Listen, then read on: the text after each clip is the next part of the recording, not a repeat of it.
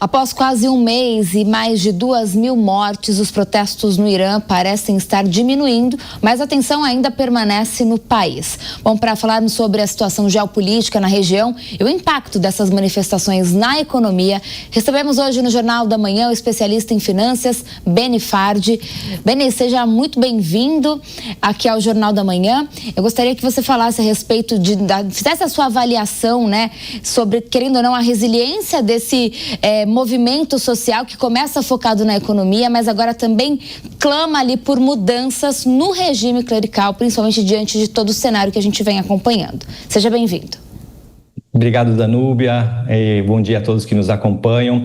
O Irã tem passado por um momento bastante histórico. Eu diria que talvez a melhor chance que o povo iraniano tem de se libertar do regime totalitário dos ayatolás, desse regime teocrático que se instalou no país em 1979 após a queda do Shah Reza Pahlavi. É muito por influência da grande potência à época global, que era a União Soviética, a extinta União Soviética. O povo iraniano tentou por diversas vezes se rebelar contra o sistema, e é importante dizer que o Irã é um país de mais de 90 milhões de habitantes, cuja a grande maioria são jovens, né? Então, os filhos da revolução, assim como são chamados, passam aí de 60% da população jovem, indignada com a inflação, indignada com o baixo poder de compra, com o desemprego e com a restrição de liberdades, Danúbio. Eu diria que a liberdade para o povo iraniano, que tem sido cerceada desde 1979, é um dos principais atributos que se busca através dessas incursões em mais de 100 cidades desde a virada do ano de 2025 para 2026.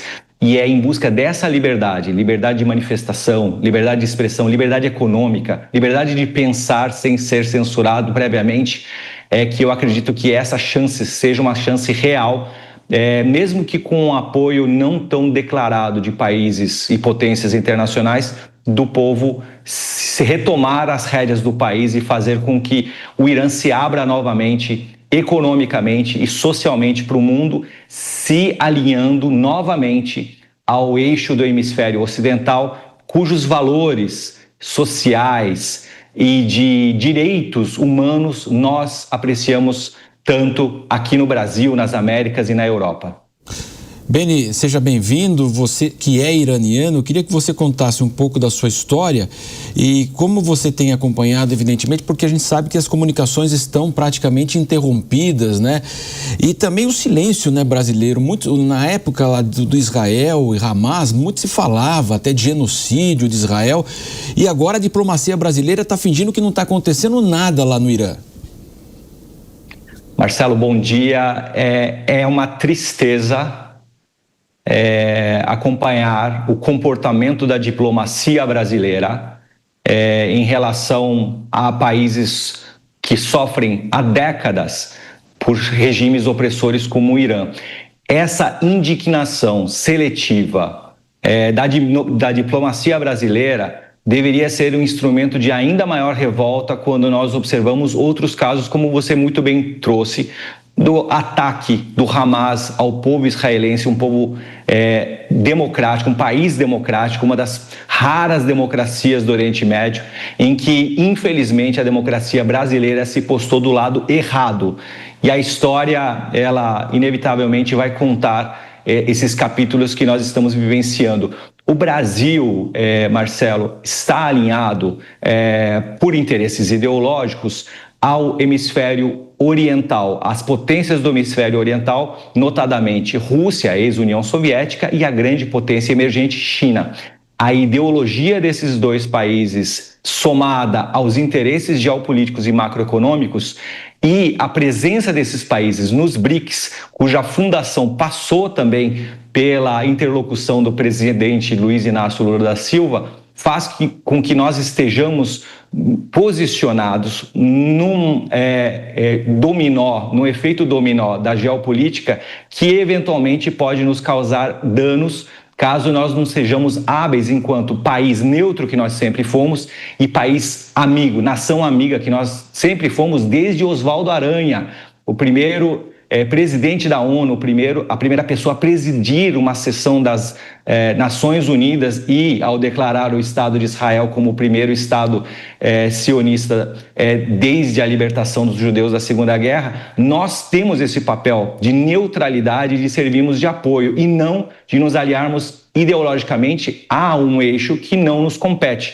Nós fazemos parte do hemisfério ocidental, cuja hegemonia inevitavelmente é norte-americana, e nós precisamos desse alinhamento de forma a não nos prestarmos a estar contra aqueles que são aliados históricos do Brasil, mas especialmente o Brasil, a diplomacia brasileira, não deve se alinhar a países que cometem agressão, ataques à sua própria população, aos filhos da sua própria terra, e especialmente países que cometem crimes contra a humanidade. O Irã vem repetidas vezes cometendo crimes contra a humanidade, matando, assassinando o seu próprio povo de forma deliberada, e o número, Marcelo, confuso de 2.000 mortes, 12.000 mortes. A gente tem números que a gente recebe que passa de dezenas de milhares de mortes, e o regime dos ayatolás, um regime teocrático, opressor, mentiroso, populista, declaradamente encerra o acesso da sua população às mídias e acesso à tecnologia, internet, etc., de forma propositada para que o mundo não saiba o que está acontecendo. E essa conivência de algumas nações, dentre elas Brasil, Rússia, China e tantos outros, que se calam a esse, e aí sim, genocídio praticado pelo regime dos ayatolás contra o seu próprio povo, entristece e envergonha a todos que observam essa grande nação brasileira que outrora liderou capítulos importantes da história do mundo. Beni, nós estamos aqui acompanhando, toda essa discussão, e a Mônica Rosenberg participa com a gente aqui do Jornal da Manhã. Também tem uma pergunta para você, Mônica. Beni, o Irã não é um país árabe, É um país de origem persa. É muito importante fazer essa distinção, que em 1979 era um país moderno, pujante, tinha universidades, as mulheres iranianas maravilhosas nas ruas, trabalhando, estudando, assim, um exemplo de país no Oriente Médio, e foi derrubado, com a acusação de que o Shah tinha se vendido para o imperialismo americano. Vamos lembrar que era aquela época da Guerra Fria. Uniram-se dois grupos que não gostam muito de liberdade, os comunistas e os extremistas religiosos, fizeram essa revolução, que sabemos que não é revolução nenhuma. Você está até sorrindo porque parece piada quando a gente conta essa história. E aí foram anos e anos desta violência, do jihadismo, da repressão, da lei religiosa. Mas este movimento que está agora aí deflagrado e que esperamos que vá realmente resultar numa mudança de regime, me preocupa muito quando a gente começa essa nota falando que os protestos estão acalmando, arrefecendo, porque não podemos permitir. Quando isso acontece, a fala que havia era de que era um movimento econômico, era um protesto econômico. E você é um especialista em investimentos, obviamente tem um olhar de economia, sabe que já houve o movimento verde, não é o primeiro protesto. Já houve quando mataram aquela moça, a Mahmina Ramsa, por mostrar os cabelos, também o povo foi para as ruas. Por que agora estão dizendo que é um movimento econômico e simplesmente não falam logo que o que é um pedido de liberdade, o povo na rua pedindo a volta do Shah? Dá para fazer um paralelo com o que aconteceu aqui no Brasil, quando foi o impeachment da Dilma, e que começou por causa dos 10 centavos, e que não era pelos 10 centavos, na verdade, aquilo era apenas uma desculpa para chamar o povo para a rua? Mônica, sua colocação foi brilhante. O Irã, na era do Shah Reza Pahlavi, era aliado de primeira hora do Ocidente.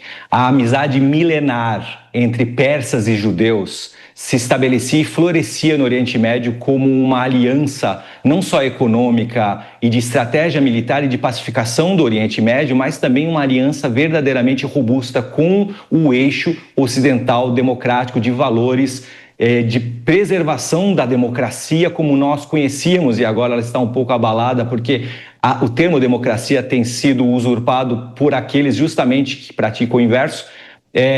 E o Irã, infelizmente, se deixou dominar por esse regime teocrático, comunista, infelizmente populista, alinhado aos valores da então União Soviética, e isso se preservou até hoje. As diversas revoltas que o povo tentou trazer à tona e que foram imediatamente censurados, não só pela guarda revolucionária truculenta, sanguinária do regime iraniano, mas também pelo governo de uma forma geral, fizeram com que o mundo, de certa forma, não se ativesse ao que está acontecendo com o povo. O povo, por diversas vezes, tentou e ele foi suprimido. Mônica, apenas no ano passado, a gente tem informações de que mais de 2.000 pessoas foram enforcadas em praça pública por se oporem ao regime iraniano. Enforcadas em praça pública por se oporem ao regime iraniano. Qual é o crime, o delito dessas pessoas? Eu não concordo com o regime. E a romantização de algumas partes da sociedade ocidental sobre esse regime sanguinário é o que mais me entristece e entristece diversas pessoas que conhecem minimamente de história e entendem que o que está acontecendo lá não deveria estar acontecendo. A gente sabe que o povo está sendo suprimido, está sendo sufocado há décadas, e eu diria que nós estamos chegando, Mônica, no que se chama nos Estados Unidos, na expressão em inglês, de point of no return. A gente está chegando num momento que não há mais retorno. O povo não se importa mais, infelizmente, Mônica, em morrer lutando pela liberdade. Jovens estão morrendo todos os dias em números incontáveis, porque a mídia não tem acesso, jornalistas não têm acesso, a internet está cortada, e o regime iraniano vai mentir até quando puder, e com a conivência de Rússia, China e o silêncio brasileiro, da diplomacia brasileira, que deveria estar alinhado aos valores ocidentais e de direitos humanos. Mas o povo, Mônica, está tendo uma primeira grande chance.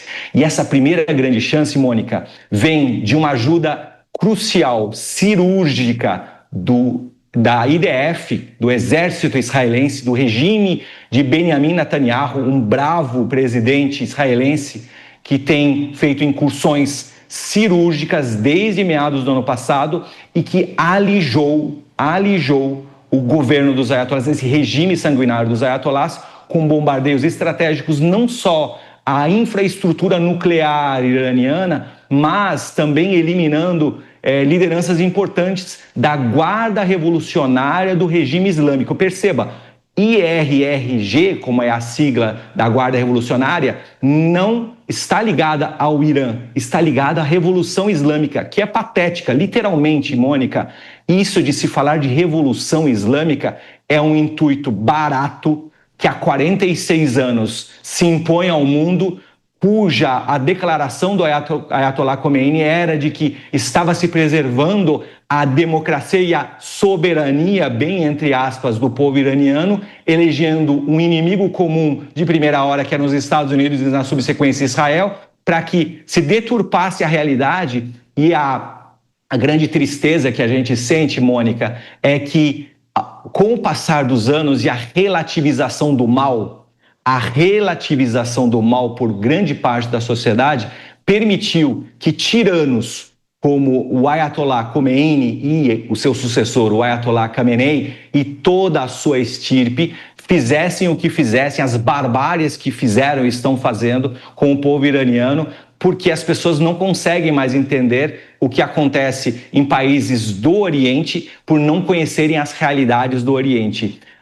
A guerra interna do Irã e o massacre do povo iraniano é uma realidade, e eu torço demais que o Irã se liberte do jugo desses tiranos ayatolás que transformaram o país numa teocracia, que jamais deveria acontecer. Nenhuma nação deveria permitir que religião e política se misturassem, e que o Irã, liberto, volte a tratar economicamente com outras nações do mundo, socialmente com outras nações do mundo, e especialmente volte a respeitar os direitos humanos, cuja primeira menção a esses direitos nasceu de Ciro o Grande, o imperador da Pérsia, lá em meados de 2.500 anos atrás.